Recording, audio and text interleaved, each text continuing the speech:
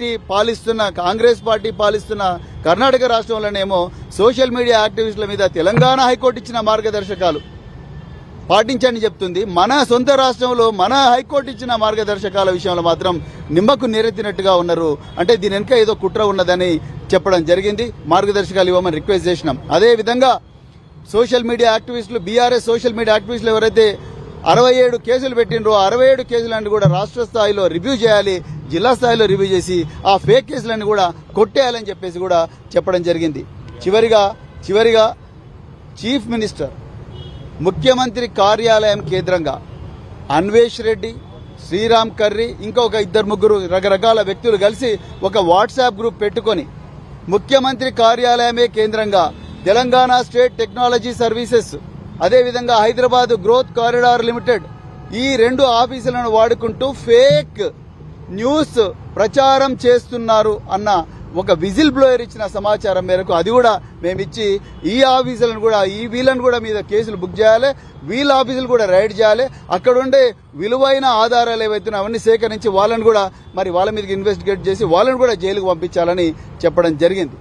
మళ్ళొక్కసారి నేను తెలంగాణ ప్రజలకు రిక్వెస్ట్ చేస్తున్నా, మీ ముందర నివేదిస్తున్నా, కేసీఆర్ గారి టైంలో తెలంగాణ పోలీసుల ప్రతిష్ట పెరిగింది, తెలంగాణ పోలీసుల జీవితాలు బాగుపడ్డాయి.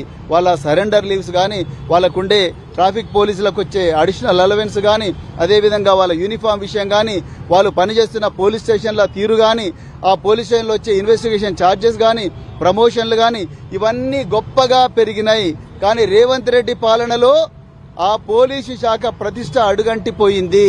అడుగంటిపోవడమే కాదు, వాళ్ళ జీవితాలు అగమ్య గోచరంగా మారినాయి. వాళ్ళ ప్రైడ్ ఏదైతే ఉందో, వాళ్ళ గౌరవం ఏదైతే ఉందో, గౌరవం మీద దెబ్బ తగులుతా ఉన్నది.